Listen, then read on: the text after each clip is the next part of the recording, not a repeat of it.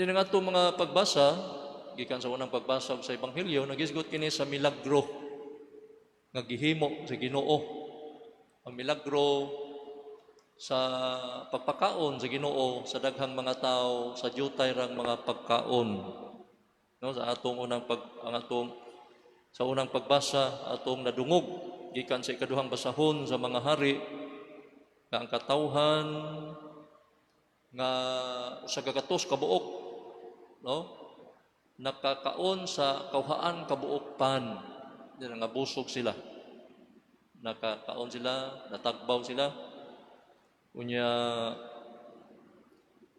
miingon si propeta Eliseo, no, ihatag kini sa mga tao aron kanon nila, kay nag-ingon ang Ginoo nga dili kini mahurot nila, busa gidulot kini sa sulugoon ngadto sa mga tao, nangaon sila og may nasalin sumala sa giingon sa Ginoo, no. Nya sa Ebanghelyo usab karong Domingo ato usab nga nadungog ang milagro nga ang 5,000 ka mga tao nakakaon sa 5 ka buok pan og 2 ka isda, og nangabusog sila. Nya doon na pugoy nasalin balig napulog 2 ka bukag. Kung atong hunahunaon, ang 5 ka buok pan dili ni paigo sa usa ka tawo, pero nahimo kini sa Ginoo. Milagro, ang 5,000 ka tawo nakakaon ug nangabusog sa 5 lang ka buok pan ug 2 ka isda. Kahibulungan kini. Ug ang usa ka gatos ka tawo nabusog sa 20 o kauhaan ka buok pan, kahibulungan usab. Pero sa Ginoo nahimo kini, walay imposible sa Ginoo. Sato pa, dili di ay nato problemahon kung gamay ra ba o jutay ra ba ang makaon o ang pagkaon, kay kung panalanginan ang atong kalanon o atong kanon, bisag jutay ra kini, makapabusog o makatagbaw di ay kini sa atong kaugalingon. Dili di ay nato ikapabalaka bisag jutay ra ang atong kalanon. Ang importante nga mosangpit kita sa Ginoo, ngaya kitang busgon o tagbawon. Importante sa atong pagkaon, atong pag-ambit sa grasya sa Ginoo, nga mag-ampo dita sa dili pamangaon. Mga kitag panalangin nga kining imong gihatag Ginoo, imo magyud ni nga kining grasya nga imong gihatag kanamo, makabusog kini, makahatag namo kabaskog sa among lawas, no, dili mi malimot nga kining pagkaon gikan gyud nimo, no. Muna importante kaayo nga sa dili pa ta mangaon, musangpit kita sa Ginoo, magpasalamat kita sa Ginoo, kay kining tanang pagkaon iya man gyud sa Ginoo. Nya ang pagkaon bisag jutay ra, bisag gamay, basta panalanginan sa Ginoo, makabusog yun sa tao. No, muna importante. Unya, ato lagi unahon ang pagsangpit sa Ginoo. Unaha lang pagpangita ang gingharian sa Dios, ug unya ihatag niya ang tanan. Seek first the kingdom of God, and the rest will be given unto you. Dili usab nato hikalimtan nga kinahanglan gyud nga kita magpasalamat sa Dios kay gihatagan kita niya sa pagkaon. Ang tanan nga anaa kanato karon sa atua hinatag sa Ginoo. Usa ra gyud kabutang nga dili gikan sa Ginoo, apan gikan sa tao, mamao ang atong mga sala. Maura gyud kini atong ikapasigarbo. Pero ang tanan gikan gayud sa Dios. Busa magpasalamat kita sa Dios. Usa ka paagi sa pagpasalamat sa Ginoo mao ang pagpaambit sa atong makaon sa uban. Tungod kay the best way to multiply our blessing is to share. Usa sa paagi nga mudaghan ang atong mga grasya kung kita manghatag, no? Ug muhatag ta maabli man atong kamot. Ya dili man sa ta makadawat kung sirado atong kamot. One of the best way to receive is to give. Marami ingon ang Ginoo nga panghatag kamo aron kamo hatagan sa Dios, no? Marami ingon ang Ginoo sa basahon ni San Lucas chapter 6 verse 38, panghatag kamo sa uban ug ang Dios muhatag usab kaninyo. Madawat ninyo ang hustong takos o pakapinan pagayod. Ibubo sa inyong mga kamot, kutob sa inyong mahakgom. Yamato pa ni San Pablo, diyang suwat nga to sa Korinto, second letter of Paul to the Corinthians, chapter 9, verse 7. Mingon San Pablo, busa, kinahanglan, muhatag ang tagsa-tagsa, sumala sa iyang gusto, ug dili magbagutbot, ni magunahuna nga gipugos siya, kay ang Dios nahigugma sa naghatag nga malipayon. Ingon pagyod San Pablo ngadto sa Galatia chapter 6 verse 2, pag tinabangay kamo pagpasan sa inyong mga alantuson, kay niining paagiha matuman ninyo ang sugo ni Kristo. Mato pa sa basahon sa Salmo chapter 112 verse 9, manggihatagon siya sa mga timawa ug walay katapusan ang iyang kaluoy, mahimo siyang kamhanan ug tinahod nya.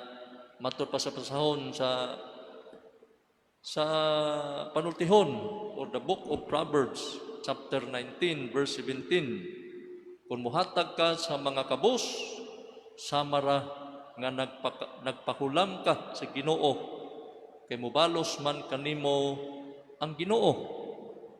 Matud pa sa suwat ngadto sa mga Hebreo chapter 13 verse 16, ayaw kalimot pagbuhat sa maayo ug pagtinabangay kamo, kay mao kini ang mga halad nga makapahimuot sa Dios. Nya matud pa sa basahon sa panultihon, kung dili mo tagdon ang pangalyupo sa mga kabus, dili usab pamation ang imong pagpakitabang. Nya sumpay sa diini, mingon pa gyud ang basahon sa panultihon, pagmanggihatagon ug bahini sa imong pagkaon ang mga kabus, ug panalanginan ka tungod ni ini. Panghatag sa mga kabus ug dili ka kabsan sa imong mga panginahanglan. O daghan kay mga sugo sa Ginoo atong mabasa sa balaang kasulatan, unsa kanindot gining pagkamanggihatagon, kay naa diha ang grasya, naa diha ang atong kuan ba makapahimuot sa Ginoo, kay diha sa pagpanghatag ato manggipadayag nga nahigugma ta sa atong isikataw. Dihay akong kaila, nagpista siya sa ilaha sa bukid, nagihaw siya usa ka baboy, umingon ang mga silingan, mari kanong giihaw man kag baboy nga pobre man ka mari nya, kanang imong pakanon di imong parente, di man imong kaila, pero imo man ang pakanon, iniksunod tuig mari wala samot ka kapobre.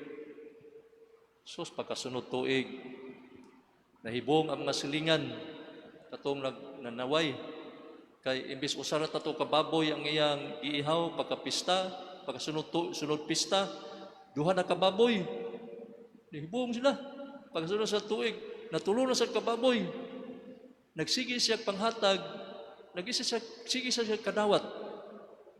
The more you give, the more you receive. No, kinahanglan gyud itang murisgo.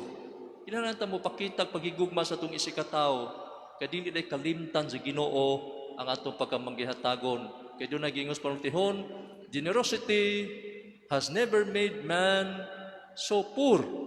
Ang pagkamanggihatagon sa tao dili day makaut-ut, makapasamot, kapobre sa tao. The more you give, the more you receive. Atong pakpaka ng Ginoo, no? Kay siya nagtulo nato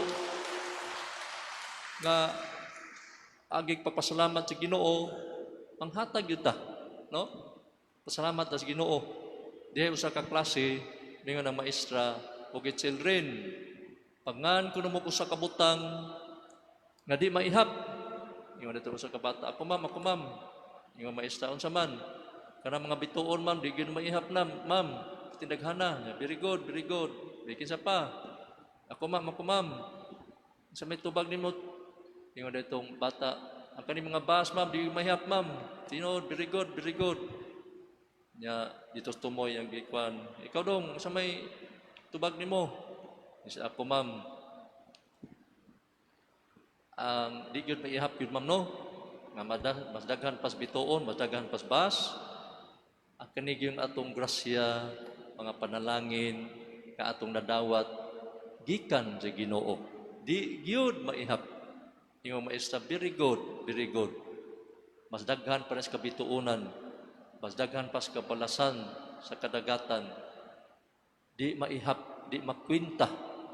Gikan ba sa itong pagkatao, gikan sa itong hantod pagkadako, di maihap ang gihatag sa Ginoo.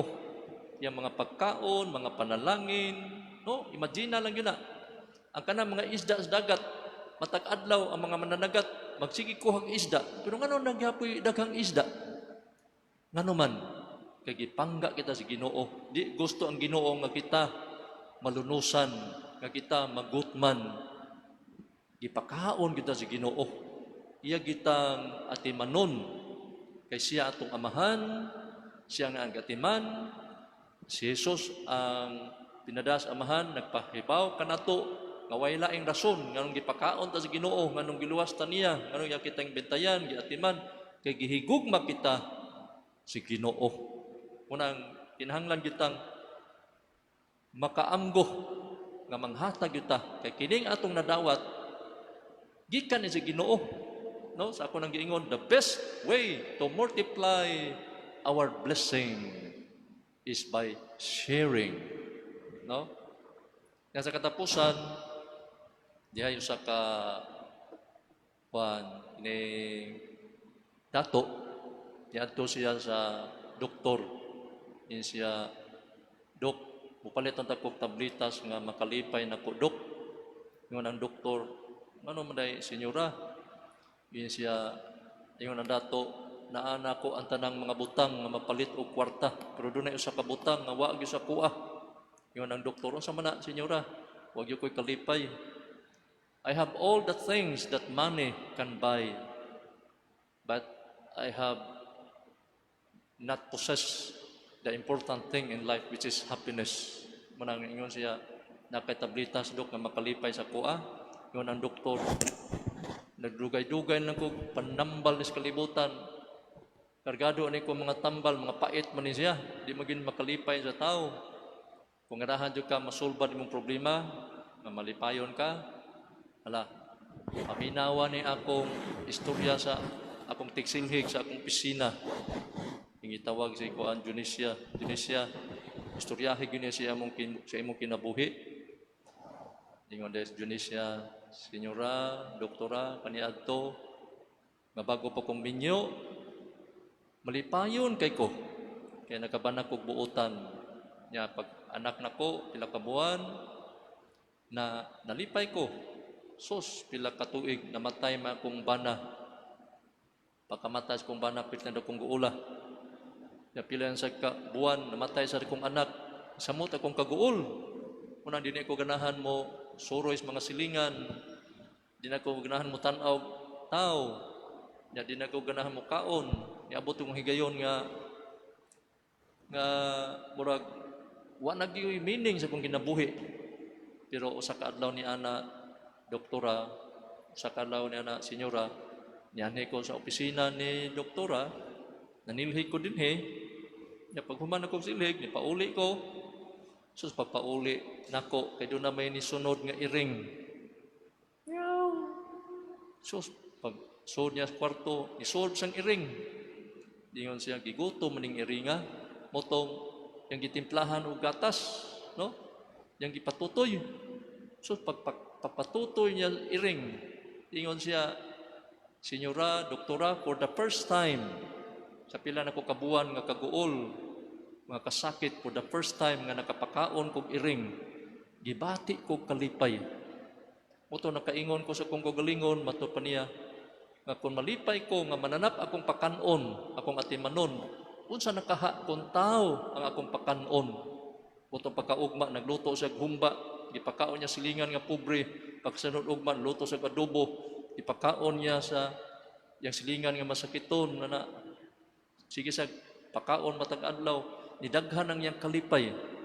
Muto nakaingon siya, maoro din sikreto, nga mawagta nga atong kaguol, manghatag rigid ta. Mawagtang atong kaguol kung kita magmanggihatagon.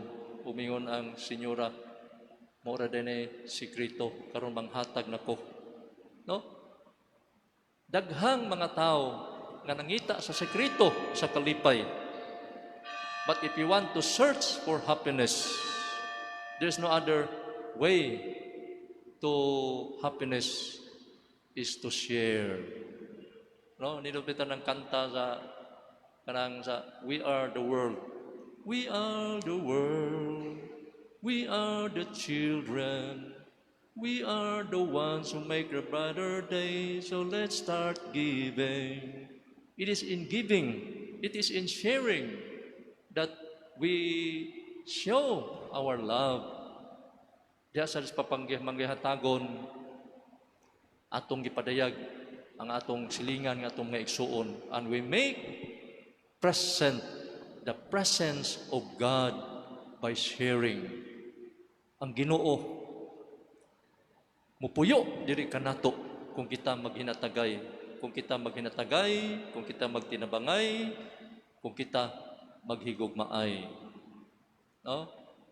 Doon nagingos panutihon nga man can give without loving, but you cannot love without giving.